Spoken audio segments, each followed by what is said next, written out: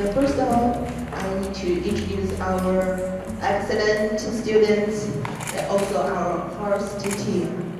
Rina Zhou,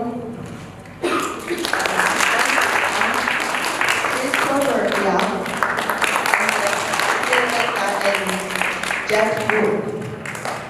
You enjoyed excellent performance. This girl is also our first.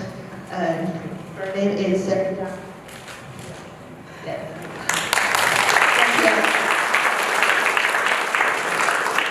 Also, I want to introduce my idol, Professor Wu. If you have any question, want to translate, I need to introduce our ex-president of PTA,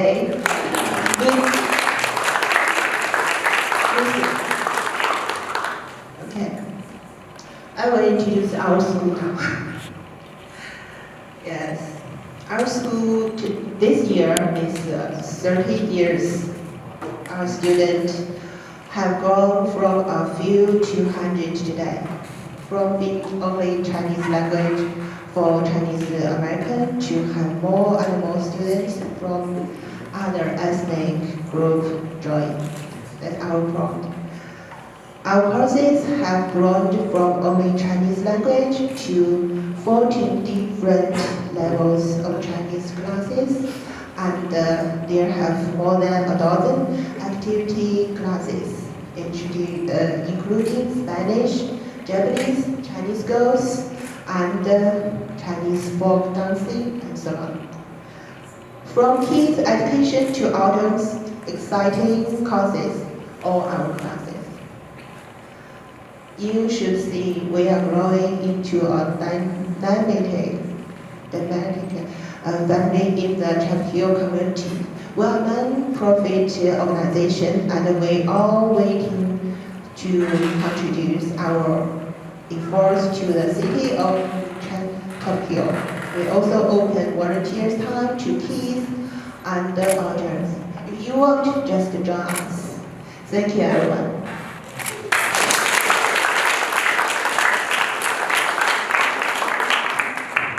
Okay, so now I will explain some ground rules. So first, we'll have a prepared question section where we have a survey and some other questions from the host, and we'll ask each candidate, some for the mayoral candidates and some for the town council candidates and some for all of the candidates. That will take around an hour. And then we'll have a Q&A section where anyone in the audience can ask questions they want towards any of the candidates or all of the candidates. And then for timekeeping wise, we have Angela, who will be our timekeeper today. She'll hold up a yellow and a red piece of paper. Yellow for when they have around 15 to maybe 30 seconds left, depending on the section, and then red for when the time is up. So, yes. Thank you.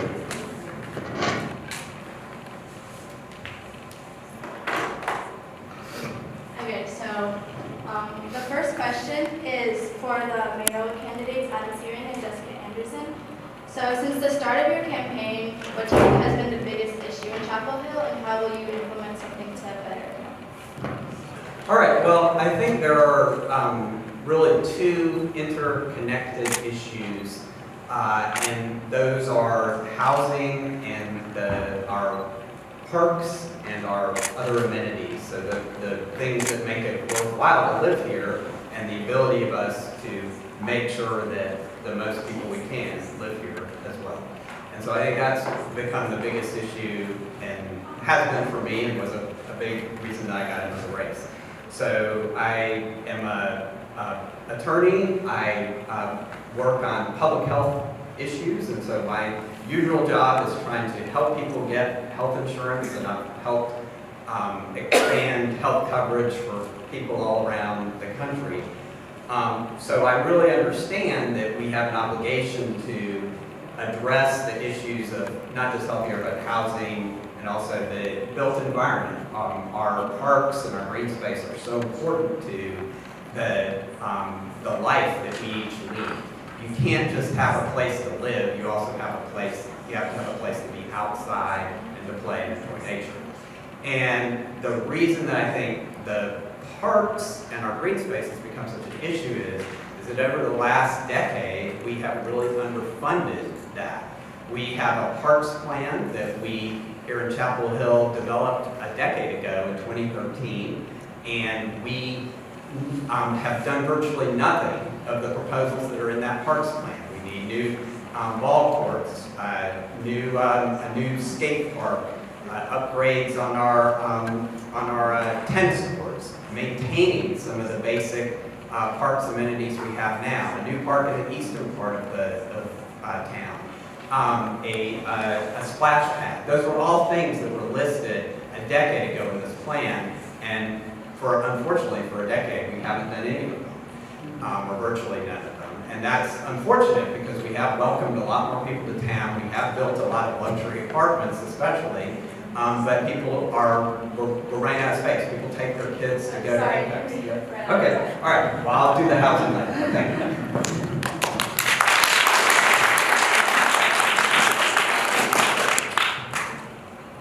Hi everybody, I'm Jess Anderson. I've been on town council for 8 years, and the issue that has faced us time and time again has been managing growth. And that encompasses all the components of our community, not just one, not the other. We have to be able to look holistically at how our community grows and how we do it in a way that really aligns with our values. So I'll tell you some of the things that I've already done, and then what I plan to do moving forward. Last year, I led the introduction and then the unanimous approval of our complete community framework. And that is a framework that tackles not just parks and greenways, but also the type of housing we need, moving away from luxury apartments and into the type of housing that people who work here and who we want to be part of our community find attainable. It also really tackles this issue of how do we get people out of our cars, how do we tackle the big issues that face us, and how do we do it in a way where we are respectful of who we are as a community, but we also know that we have to change. Everybody knows in their personal lives that change is the only constant.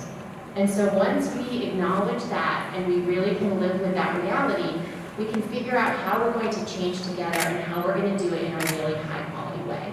So moving forward, we have to implement this plan in a way that really gets us the things that we say we want. We want more people to be able to live here. We want our young people to come back and be part of our community after they've gone off to find themselves and do amazing things in the world. We want people to be able to get out of their cars, and we want them to have amazing green spaces. We also know that we have to fund those things, and part of that means that we put a penny on the tax rate, which is almost $1 million a year recurring for parks funds. We've had to come out of COVID. We've done it in great shape, but we've also had to fund it. I was the one mayoral candidate who voted for that parks funding.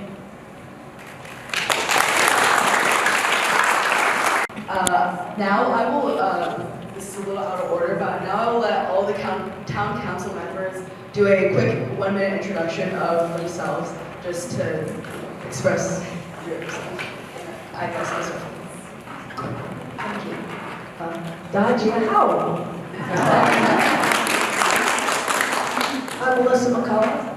I spent 32 years at the EPA at the U.S. Environmental Protection Agency, fighting for clean air, clean water, and public health for communities just like Chapel Hill. Everyone deserves a healthy, joyful future, and I would like to use my background as a problem solver and an expert in sustainable communities to fight for a healthy, sustainable, equitable, and vibrant Chapel Hill. Being on council is about making complex decisions for our town and our people. And my expertise shows.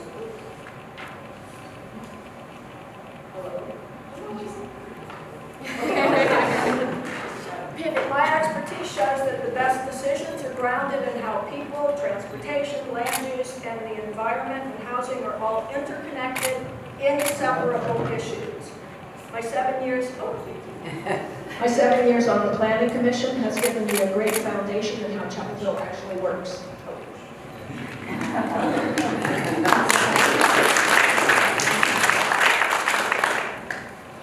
Hi everybody, I'm Theodore Miller. I just want to say how much I enjoyed the musical performance when I was in high school. I planned to be a violinist. I still play the violin, but I'm not professionally a violinist. I'm running for town council instead. One reason that I'm doing that is because I think that young people are going to inherit a world full of challenges. There's an income crisis, a housing crisis, climate crisis, a mental health crisis confronting us. And I think that young people need to step up and shape the world that they're going to be a part of. In fact, I just spoke with one young person who's doing that. Teresa, is Teresa still here? Okay, Teresa is on the planning commission with me as our student member and does a great job of doing that. So it's for young people like us to have a role in doing this. Last year I got the largest ever one-time pay raise for graduate students at UNC.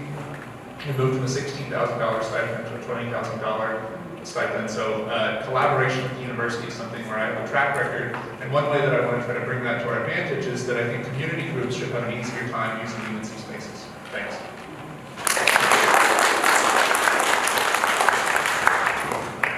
I'm Amy Ryan, a current council member, the only incumbent in the council race. My 20 years of town service is really important this year. In the next term, at least 6 of the members will have between 0 and 2 years of experience on council. I understand the town and the issues we face, and I can work effectively to help us go forward. I think council has been doing a good job. We're budgeting smarter, planning for 5 years instead of just 1, and have earned the highest AAA bond ratings for our solid financial situation.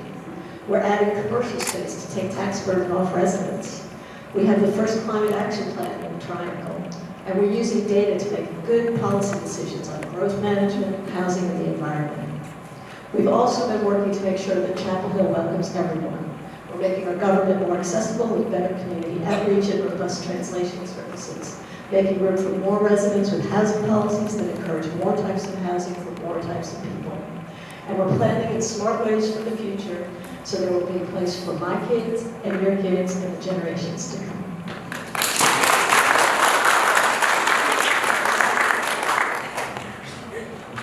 Hi, I'm John Mitchell.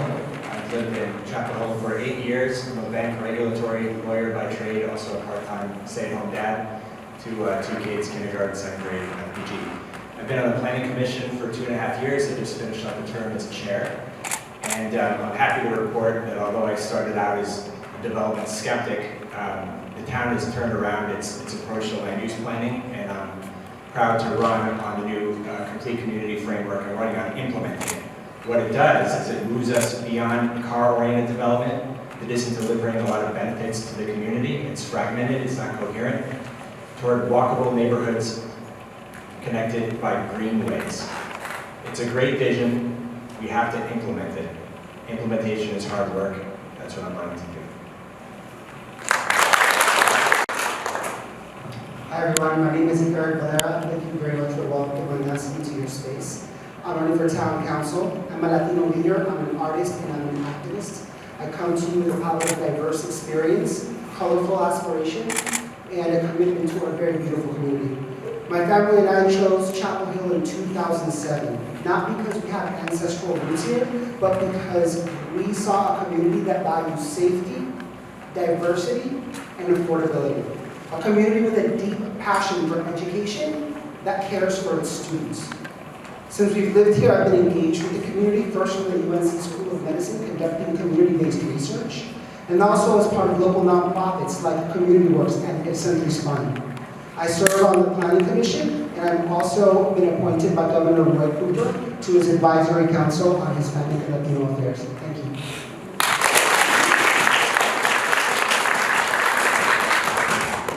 Good afternoon, I'm David Adams. I've lived in Colony Woods, East Chapel Hill for 39 years. I'm a scientist. I directed the Drug Discovery and Development Lab at the Duke Cancer Center for 17 years. So I have people and project management skills that I can bring to the town council. Where I live is why I'm running. I don't know if you're familiar with Eastgate or that part of town, but I live next to the Blue Hill District and the American Legion property.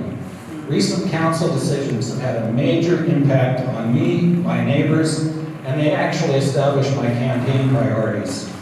So the first priority is, let's get sustainable, fair development that brings community values. If you actually look at Blue Hill, over the past 8 years, we have got none of those. None of those. And the town council has done nothing to get those. That's a big concern for me. So if you also look at our housing policy, Sorry, we ran out of time.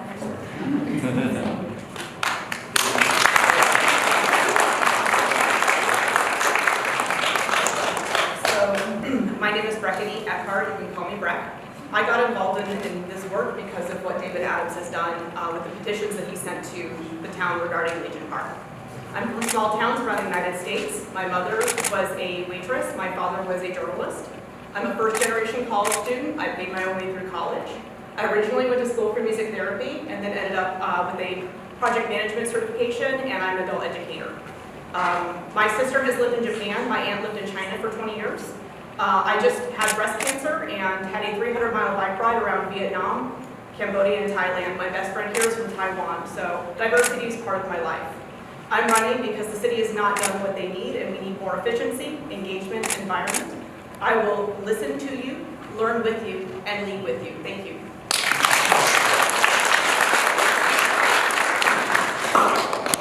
Hello, my name is Jeffrey Hoagland. I'm a nuclear physicist from my time working at Los Alamos National Lab, and I'm currently an engineer developing semiconductors in the area. I'm running right now to help improve the safety in the downtown area.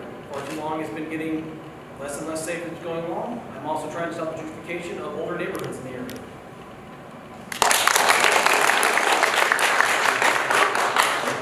Hi, I'm Renuka Saul, and I'm running for Chapel Hill Town Council. I've loved Chapel Hill ever since I moved here 18 years ago. But like many growing communities, we face complex challenges. We need a vision that balances our resources across our many needs, such as affordable housing and more parks. I'll bring that vision. My vision for the town focuses on 5 areas: growing our parks and greenways, environmental leadership, becoming a hub for local business, increasing affordable housing using evidence-based strategies, and having a town government that listens and takes public input. Currently, I work as a tutor at New Hope Elementary. I have 14 years of public service experience, including as treasurer of North Carolina's Against Gun Violence, leader of 3 local gun give back programs. I've been endorsed by Everytown for gun safety, and I've also served on the Parks, Recreation, and Greenways Commission for 5 years, which I currently chair. I have a degree from Wellesley College and an MBA from the University of Chicago.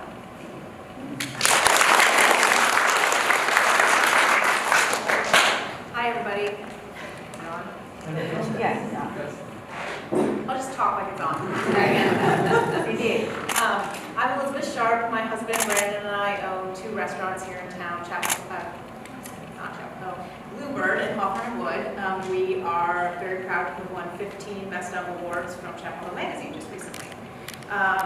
As a small local business, we are proud to be good employers and a meaningful part of our community. We pay decent wages, we offer employee health care benefits and retirement savings programs, which is unusual in the restaurant industry, and we contribute to organizations like the Public School Foundation, Table, Habitat for Humanity, and we partner with the Transatlantic Traditions Community Farm, which is a co-op run by members of the Burmese refugee communities.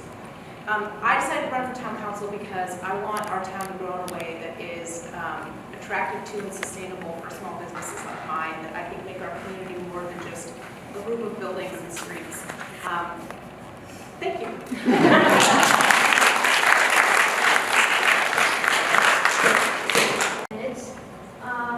So our question is, in preparation for the forum, we conducted an opinion survey with parents of our school on the level of satisfaction with the town's operations and whether the town is developing in the right direction.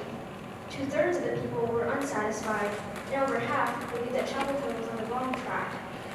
Major concerns range from excessive traffic and construction to rising property taxes and recent development and its effects on the environment. What are your thoughts on these responses? And each person has 1 minute to answer.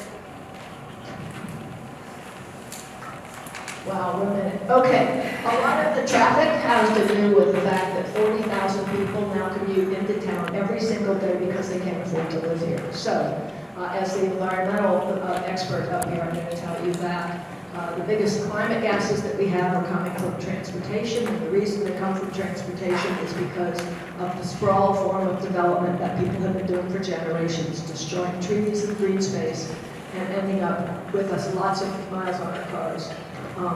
And so that's one. We need to get more people that can live here so that they don't have to drive in. And we need to put the density that we need in order to pay our taxes, to get enough tax revenue. We need to have high-value buildings on areas that will bring in more taxes without raising people's tax rates. And so we want that density on transit hubs so that we can get those people going straight from their apartments into the buses and off to their jobs.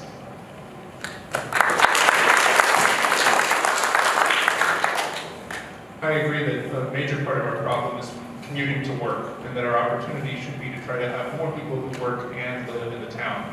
Another way we can accomplish that is by funding and building a greenway system and pursuing an e-bike rebate so that some of the people who are driving can avoid car trips. We won't get rid of all of them, but if we reduce them, the traffic will get better. In terms of the taxes, something I think we need to focus on is increasing commercial activity. That means tapping into cultural groups, artistic groups, and programming more things that draw people to spend money here and to stay in hotels here so that our sales tax and our occupancy tax revenue goes up. All of that is good for the town. It brings people to visit, they spend their money here, that helps all of us.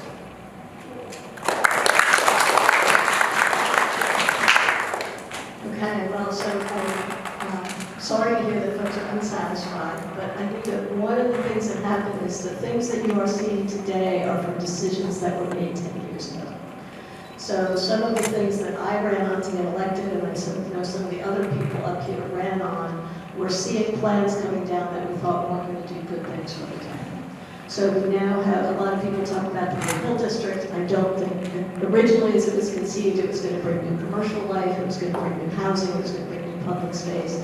That promise has not been realized. We realized that didn't work. Council has been working on something you probably heard called complete community.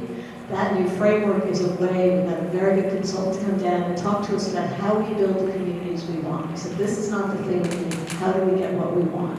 We've now worked with our planning commission, with our planning department, and we've got a new way of looking at things and a new way to make things happen. Now, that hasn't come out of the ground yet, and we're not seeing it yet. I think when you do, you're going to be really excited. Thank you.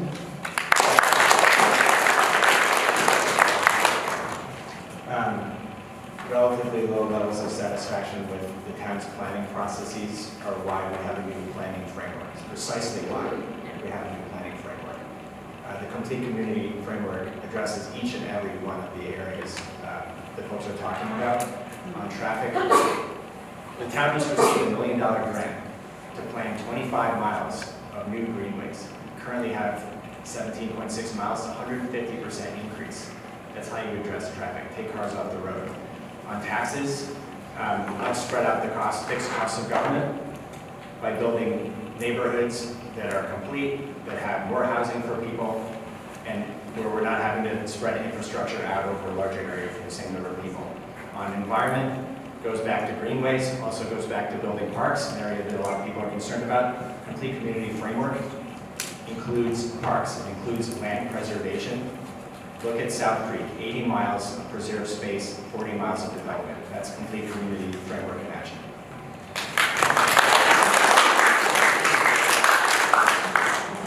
So Chapel Hill is changing, Chapel Hill is growing because it needs to. It has to. You can't stop it. And some people could say that you can, but you can only really spoil it. I'm here to shape it. With you, for you, and because of you. I believe that we need to be better neighbors, we need to be good neighbors, we need to be better neighbors, and we need to create spaces where we feel like we belong. Connecting our community in ways where biking, walking, and public transit aren't just alternatives, but they're the convenient choice. So by expanding the Greenway network and aligning with our transit partners, Chapel Hill will become that model community that all other college towns measure themselves by. We need a complete community.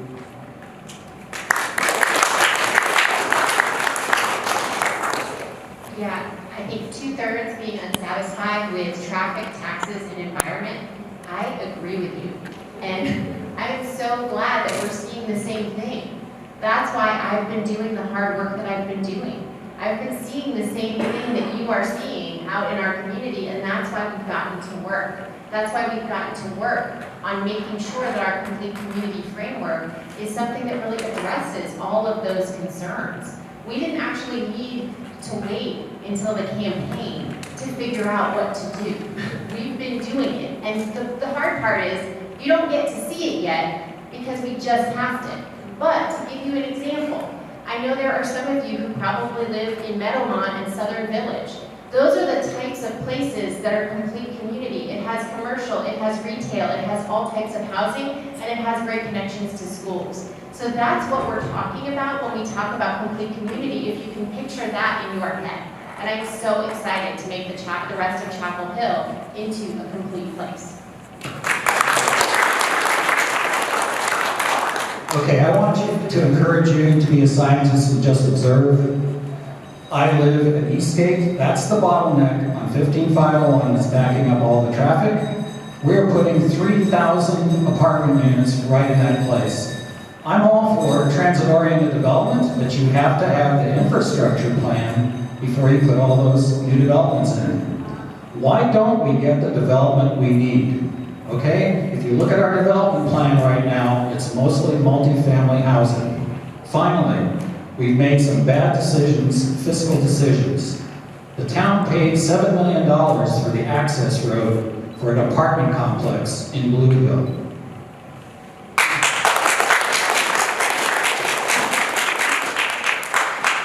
So I hear a lot about complete communities. What I hear in total is incomplete confusion. Because some of the individuals here who have been on the council have had 8 years to build their vision for this town and have not done so. What they have done is advance inappropriate, disorganized development by displacing people that are in affordable housing for luxury apartments. They've underfunded places for the community, like spending 20% on parks compared to neighboring towns. They spent $8 million and more on outside consultants, and incentivizing $4 million for a grocery store, and ignoring petitions with over 1,000 signatures. We could have used that money to fund police departments, fire departments, and support your community in the right way.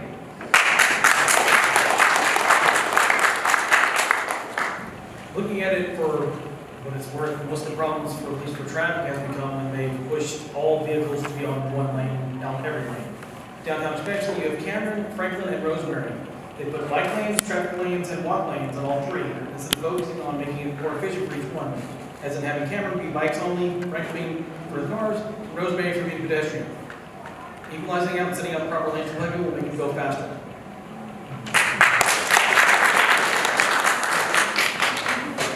So when I got on council a year and a half ago and was elected, I quickly realized, as you obviously have, that we are going in the wrong direction in this town. And that is why I stepped up to run for mayor. And it's also why I asked 4 amazing people, Elizabeth, Renuka, Breckany, and David, to run with me for change and a new vision here in town. We cannot keep going in the way we are heading. We raised your property taxes the second highest or first highest amount in town history this year. We pay the highest property taxes in the southeastern United States. And I'm happy to pay those taxes, but I want to see results. And what I see is, like what I was talking about before, not the kind of parks and amenities that we need. Also, we are spending money in crazy ways. We're spending another $1 million on 4 more consultants to redo our development work. This has got to stop. We need a new direction and change.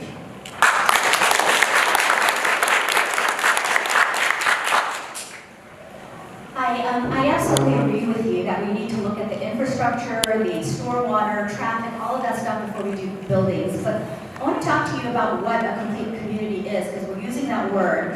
And that's when, when you're talking about the removal of the single-family zoning, that tax amendment. And what that means is that someone can buy up a property and then build duplexes. Because we are a college town, we're not going to get the affordable housing that we need. And basically it's going to add more traffic, more cars, and all that. So I think that we really need to be thinking about what what kind of community we want, to focus on the affordable housing, which I don't think removal of that text amendment will do that, and to have a place where we all can live, a livable Chapel Hill.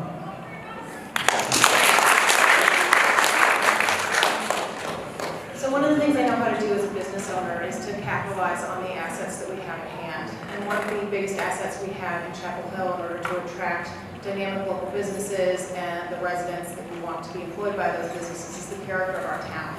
I think we really need to focus on the reasons that we all decided to come to Chapel Hill and the reasons that we love to be here, and make sure that we are not losing those in the process of growing, which is not to say that we can't grow, but we have to be mindful of the context of our town and the type of town that we want to continue to build.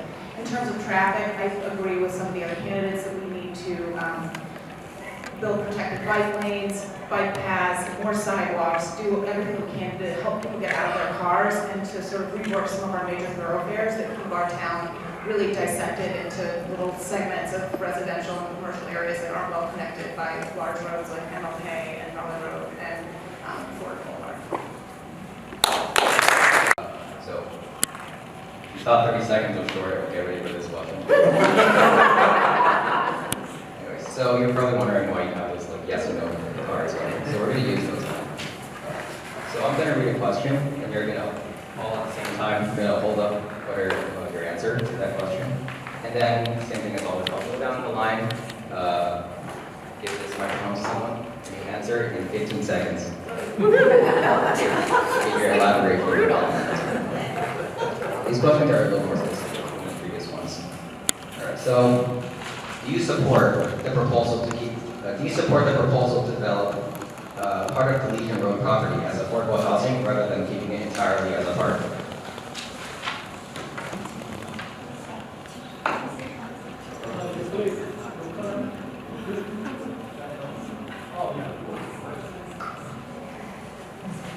The funding,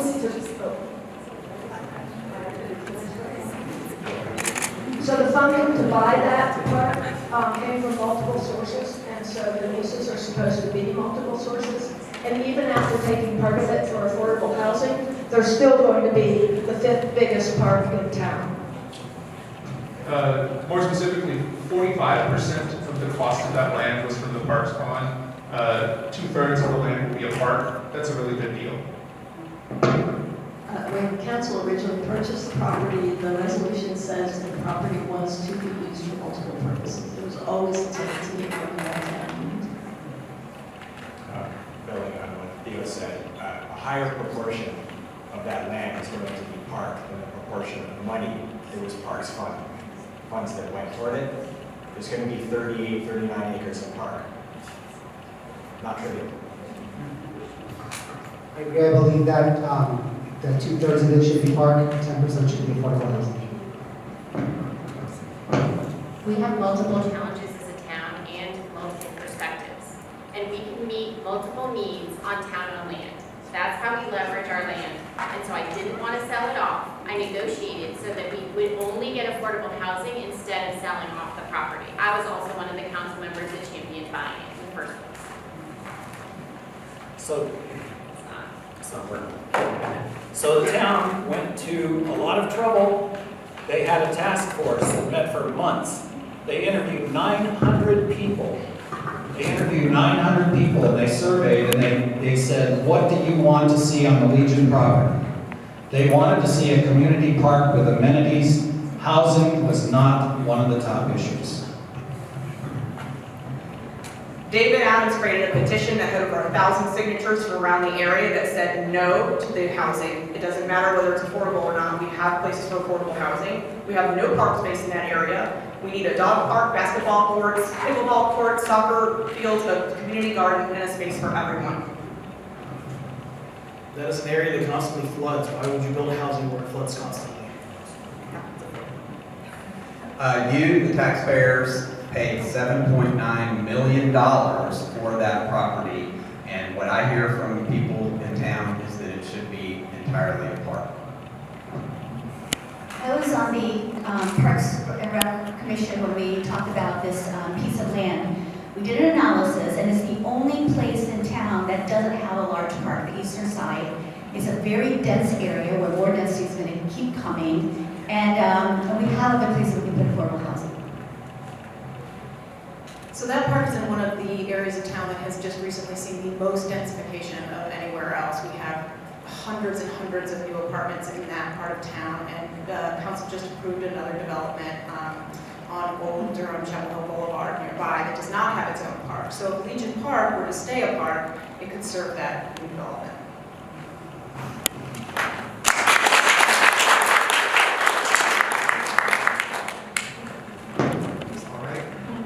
Next question is also a 15 seconds question.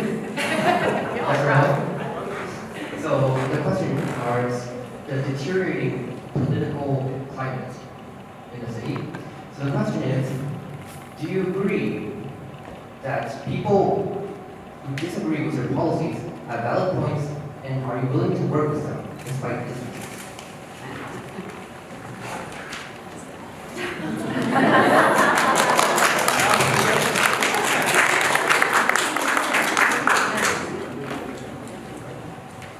I wish I could have heard the answer if someone said no. I mean, there's so little disagreement in this town. There's so much agreement, and it seems like we're able to blow up these smallest things into the biggest arguments. And I think that if we could just acknowledge the need that all of our different opinions come from, we could really get somewhere. I think the purpose of the council is to listen to the community and hear their needs, and I'm willing to hear everybody and talk to you about it. I think that's part of what our jobs would be. I think that listening is one of the main reasons that I ran for mayor, and I also think that some of the social media stuff that goes on and some of the groups that we have in town also contribute to the cheapening of our debate, and I would like to stick on the issues and listen. The entire art of politics is the art of compromise. Listen, learn, lead. We are a team of candidates working together so we can show you what collaboration looks like, not competition. We challenge each other, we don't always agree, but we come together, and without conflict, how do we grow?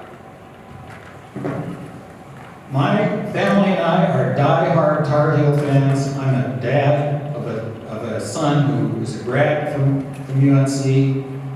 I worked at Duke for 17 years.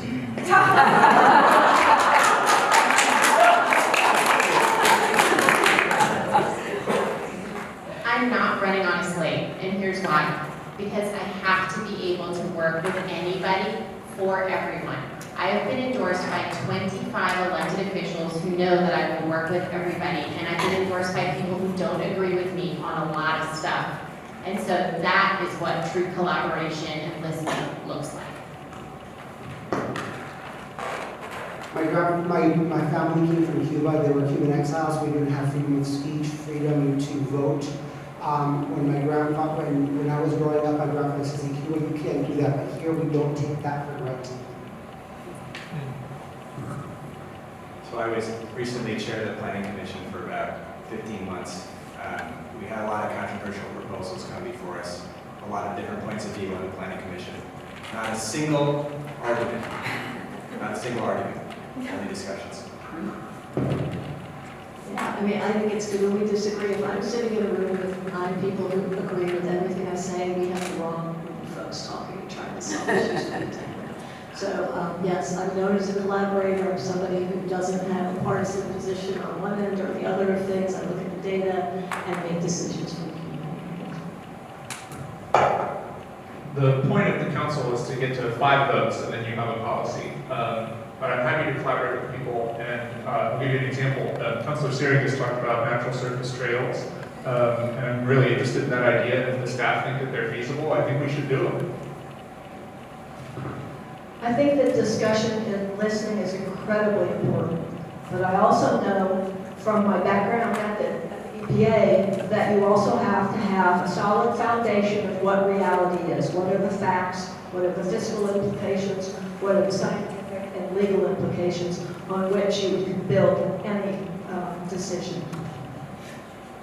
Now we'll move on to the open Q&A section for anyone in the audience who wants to ask any of the candidates any questions. They can be specific towards one candidate or two candidates, or they could be directed to every single candidate. I start with a light question, okay? I know this town has a really good public transportation system, but I don't use them often. Why? Because from my home to the nearest bus stop is 17 minutes of walk. I could ride my bike, but what do I with my bike if I ride there? Leave it there? So what's your opinion of solving the last mile? With John and some of his points on planning, I love that he rode his electric bike here. Long story short, we need multimodal transport. So I used to live in Portland, Oregon, which is one of the most accessible areas of the country. They have light rail, they've got bicycles. What I would recommend is to have more bus stops. On those bus stations, you can use advertisements to help pay off for those bus stops. You can also have QR codes that sell community events and arts events. And then next to it, I would put e-bike stations that people can get quickly from that last place to the next.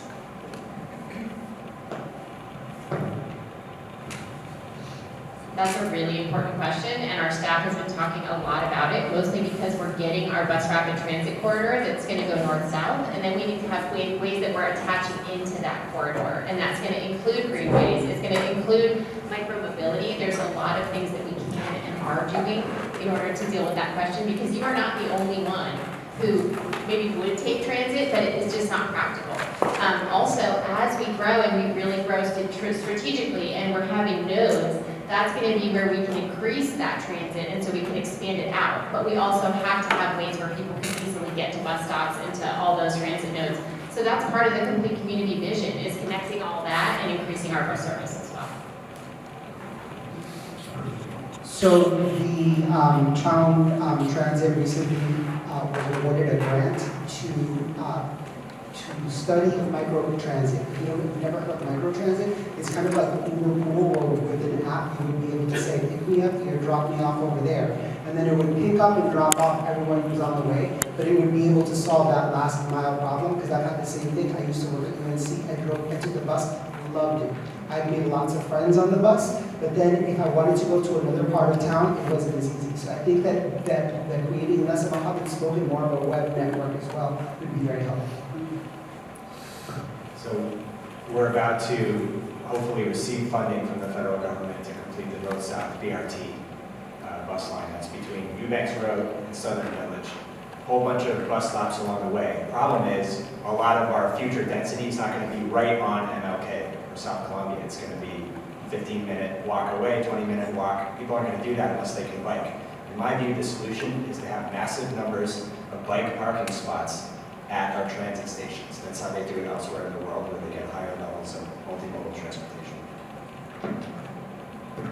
I just wanted to add that in Chapel Hill, I live at the bottom of Manning Drive. I went up that hill on a bike that doesn't have an engine the other day. There's a lot of cars and it's very steep. So an e-bike rebate for the town would help people who maybe they want to bike to the bus station, but maybe if they have an e-bike, they skip the bus and they just ride their bike.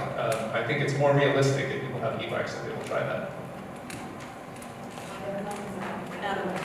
Just to add a little bit to the mayor candidate. And also I have one question for the rest of the council. Yes, I do. Okay, currently Chapel Hill, we have 136 million debt. And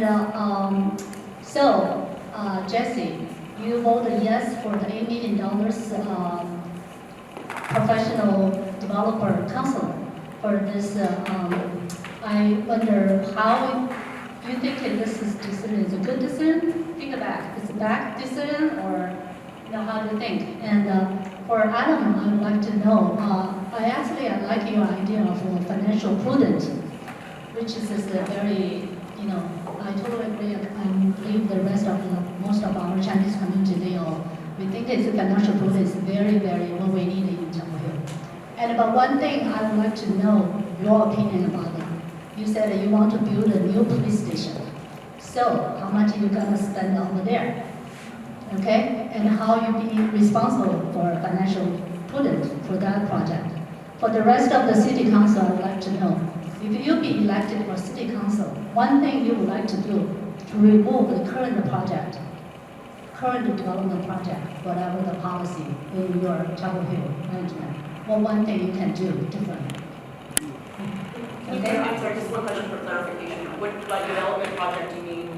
Remember, we have spent like $8 million, and so I'm sure the current council member, they already know this hiring professional developer counselor. So I would like to know how, this is an ongoing budget, and currently we already have $136 million in debt. So how you can, change this? How you can, you still think this is a good policy, good investment? So give me your opinion, please. Thank you.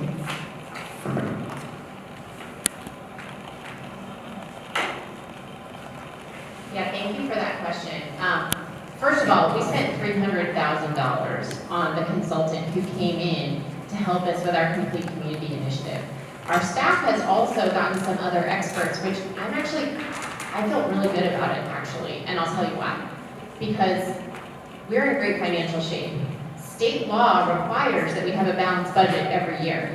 We have debt capacity and we have different funds where we pay off our debt. So this is not like our kitchen table budget. We have to leverage the money we have in order to do big projects. And we have a commission that reviews all of the information in terms of our debt capacity, and they give us a AAA bond rating every year. We have auditors that come every year. And so I know it can sound scary when we talk about the amount of debt we have. It's actually within the limits that are considered very high performing in North Carolina. We also have debt service and we have debt capacity set aside for our police station as well. And we're also planning on how we're going to be replacing all of our fire stations that need to be replaced as well. But we also need to leverage state and federal sources so that we can make our money grow and we can use it effectively and smartly. But I can assure you that our staff and everybody who comes in to look at our budget feels very confident about it. In terms of bringing in outside consultants, we are an open-minded, smart community. We use data, we use evidence, and we take best practices from around the world. That is what we do to be excellent. And when we close our doors and we say that we're scared of people coming in from Canada or somewhere else with ideas, that makes me sad because I know that we can't do our best when we don't bring in the best people in the world. I helped to get an amazing woman from Canada who came in and gave us amazing ideas, and she came and she saw what was special about us and what we could do better. And so I think it's really important to be open-minded to things that are going on across the world so that we can make Chapel Hill an even better place. But I don't agree that we're in financial trouble because all of the experts who come in and look at our budget say that we're not. So currently our property tax is increasing every year, 11% every year. And maybe your 5 years budget is still growing this 11% property tax. How you can help to change this? Because we're the resident here, so we are paying basically. Yeah, so I'd like to give some additional information, which is that we haven't raised property taxes in 11 years. And we've kept our taxes even with revaluation, or we've had very minor increases. We have not kept up with inflation. We increased taxes by 10% this last year. That is not every year. And so we had to make up for things like, COVID was a big issue for us. We didn't raise taxes when we wanted to during COVID. And guess what? We all experience inflation across the country. All the communities are experiencing inflation, as we know. So what I would like to get to is where we're doing smaller tax increases all along the way to keep up, and then we're also diversifying our tax base and getting in these businesses and these other innovation spaces that we've been working on really hard so that we don't put it all on the taxpayers. That's what we've been doing. So you're going to see some changes, but also we are not raising taxes by 11 or 10% each year. That's just not true. All right, I disagree. Our town is in financial trouble. If your police station is falling apart, which is one of the most important institutions we have in town, and you need to build a new police station, and you literally, in a town as wealthy as Chapel Hill is, with as high taxes as we have, you cannot afford to go out and build your officers a new police station, that is embarrassing. That is embarrassing. We are going to rent our officers space down at the old Blue Cross Blue Shield building by I-40 for years. So I disagree. We need to do several things. I would like to build a new police station, but we have to get our budget under control to do this. Number one, we spend $3 to $5 million a year on all these outside consultants who come in. One of the first things I learned, or a quick few months after I was on the council, was when you hire some of these fancy consultants, lo and behold, they come in and their report always just seems to happen to agree with whichever way that the town majority seems to want to go. Now, that doesn't seem to me to be very good use of money. And spending $3 to $5 million a year, for instance, we are just about to redo again our rules on development and our rezoning. We just did this 3 years ago, and now we're doing it again. And we couldn't just do it with our own staff. We had to hire not one outside consultant we had to hire not 2 outside consultants, not 3 outside consulting firms, but 4 different outside consulting firms and spend another $1.3 million. So if I'm elected, that stops. That stops. And we take that money and we put it back into the infrastructure and things that we need to do.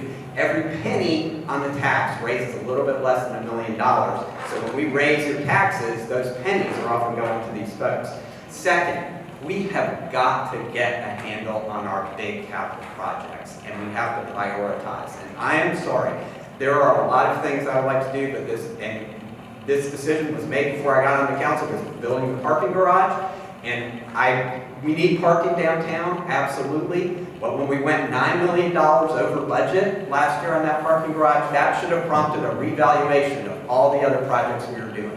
Because now we have a $48 million parking garage in a town that has 60,000 people in it. So the other thing that I would do is reevaluate our big projects and focus on doing the priority ones. And the police station would be the priority one, but we can't do it now. So that's what I would do. We'll move on to the third question. Each one of you guys, do you have any idea when once you were elected, what one thing you will do to remove the current policy you disagree and have your own idea to better build our Chapel Hill city? Okay, so yes, I have 3 separate ideas for building, and I think the first is, okay, I apologize. Tell me what you want me to do. You want me to I'm a lawyer, I talk too much. So I got really curious about our budget because it's really complicated. And as Jess said, looks nothing like my family's budget or even my business's profit and losses. So I sat down on Thursday with Chris Blue and Amy Oland, our town financial officer, and really asked them to dig in with me into our budget and our debt capacity. We do have a AAA rating, and that's really good. And the reason we have a AAA rating is that we don't take on more debt than we can pay for. But that means that we have very, very limited capacity right now to take on any more debt to fund anything else. We, over the next 5 years, we need to be able to take on, I think they told me, it's in the tens of millions. I don't want to quote the number because I don't have it at the tip of my mind. But the affordable plans plan that the town council just passed, which is great, costs $50 million a year. So we have nowhere near the debt, which would not be funded only from, potentially a bond. But a bond was one of the major funding suggestions for that. So we are not in dire crisis, but we can barely pay for the capital improvements that we need in our current town, much less fund these really, really, really awesome plans that we all want you to see us enacting. And the main reason that I sat down with them is I said, I'm getting really nervous sitting up here in front of residents of Chapel Hill saying, I want to do this, and I want to do this, and I want to do that. And in the back of my head, as a business owner, I'm thinking, how do we pay for that? And it turns out we can't. But we can do little things, little by little, hopefully get some grant funding from the government. That doesn't cover everything. There's no some magic grant that you're going to get that's going to be hundreds and hundreds of millions of dollars to pay for things. We can do little, not particularly exciting movement forward, just like most people on a budget, I think. The first thing, I mean, we do have a very limited or problems with our budget for sure. I mean, there have been some mistakes like the parking garage and paying for an access road where we could have used those millions of dollars for something else, including paying for all the consultants and things of the sort. I know from the park standpoint, we have over 70 projects that need $25 million in funding. Even with the pennies for tax that we were going to be paying, it would take us 25 years to get through our list without adding anything new. But at this point, my focus would be on first things that have to do with safety, making sure we have enough police cars and the fire engines, the fire department has enough equipment, that we can fix our roads. I mean, I think that's the first priority. And looking at a budget very, very carefully and seeing what can be done actually, and where we're kind of squandering things. And after that, I think starting to implement some of our plans. Thank you.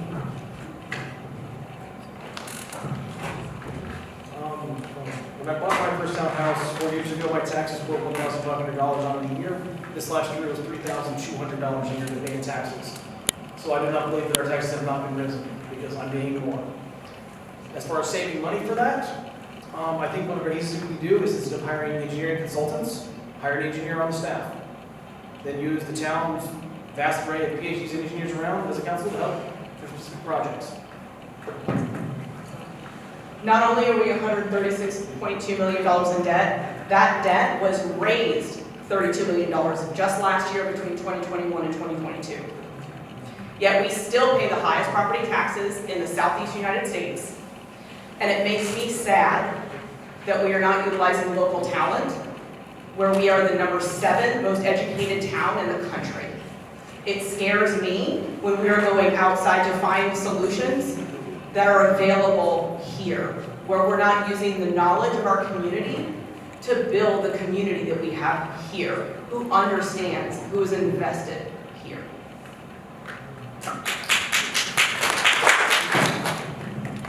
So I'd like to agree with a couple points. First, as a citizen, I was shocked to know that we had a $60 million hole in deferred needs. And again, I'm a scientist. I asked, how does this happen? That our police cars, our fleet needs to be replaced. How does that happen? So yeah, that's going to be a top priority. I think we also have to go and really get more commercial development. I said before, if you look at our development activity report, we're just building more housing, basically more multifamily housing. We need more commercial development. It was supposed to go in Blue Hill. Finally, I want to make a comment on our expensive Canadian consultant because I watched some of those meetings. I would encourage you, if you can possibly find them, to do the same. 2 things that this consultant recommended. The first thing that she observed was, your public involvement is a major impediment to progress. That's what she said. And so, according to that playbook, the council has now gotten rid of all the other advisory boards involved in development review. They've concentrated all that power in the planning commission, and they've stacked the planning commission with pro-development people. That's just the way it is. The second thing that Ms. Keesmaat said, because it was asked, how are you going to implement that? And she just said one thing. Well, you were elected, and that means be a trustee. Do what you want to do. And that's exactly what I've experienced with our town government. They've made up their mind, they're going to do what they're going to do, and they don't care.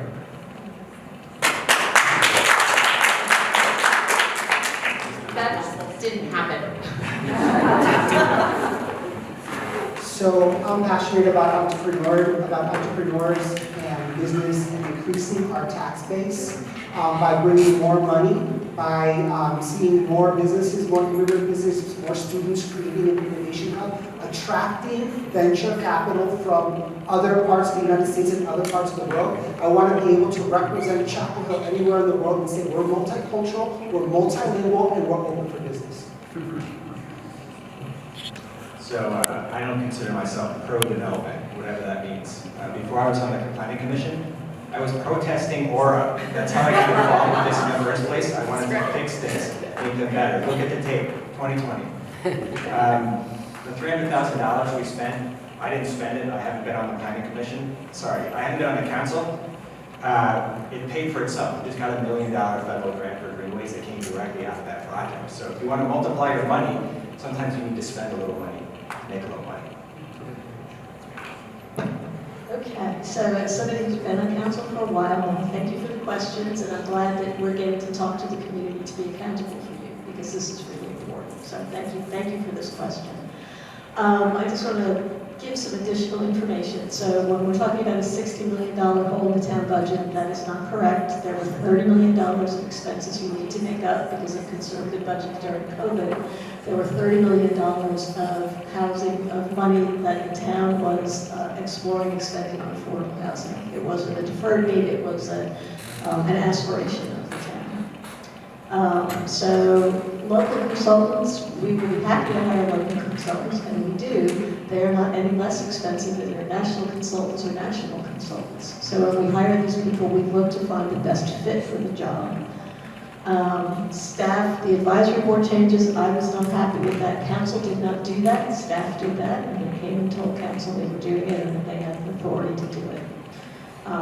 Council doesn't stack advisory boards. We all sit there, we vote. Basically what we try to do is get a good representative of people in our community to serve. We really want to have all those voices on the boards represented. And one of the reasons we hire consultants is we have a pretty lean town staff. We don't keep folks on staff who are not involved in day-to-day stuff and working on things. So what we did 3 years ago is we did a future land use map. There's all kinds of state regulatory layers, but I'm not going to bore you by going into this. 3 years ago, we did a land use map, which is something we are required to have. What we're doing now is we are not redoing that. That's been done. We're actually rewriting all of our town land use ordinances. Rewriting ordinance, I don't know if there's any attorneys in the room, ordinance is really, really, really complicated. It takes a long time to get it right. There's pages and pages of it. And there's a good reason we pay people to do that every 20 years, and we don't keep people on staff to do that work. That would not make any sense for the town. So I think the question was one thing we would do differently, right? I think when we put in any multi-story, multi-family buildings, we should have commercial space on the first floor, whether that's retail or a cafe or a restaurant and a bar, because this creates public spaces where people can gather. And I think it should just be an assumption going forward that if we want a walkable or a bikeable town, that means that where people live, they should also be able to find, if they can, groceries or just have a cup of coffee and meet with their friends in the same place that they live so that they can create that community together outdoors. So the one thing I would like to revisit, and I think it sounds like it's open, is the form-based code. And I've seen a lot of form-based codes work around the country, obviously given my background. So it needs to be tweaked, but it has a lot of opportunity if we get it right to get a lot of good business and housing there. One of the difficult things about being on a council is that you cannot tell property owners what they have to do. They own the property. You can entice them. You can make nice opportunities for them. But you can't say, this is what we want there, do it, because this is America. So I would like to see us be able to redo the form-based code and to give it more flexibility in terms of uses. If you could build buildings that will last for a long time, but be flexible enough to reflect changing uses and changing needs as markets change, then that makes it so that we don't end up tearing down buildings after a decade or so. So that's one of the things I'd like to do.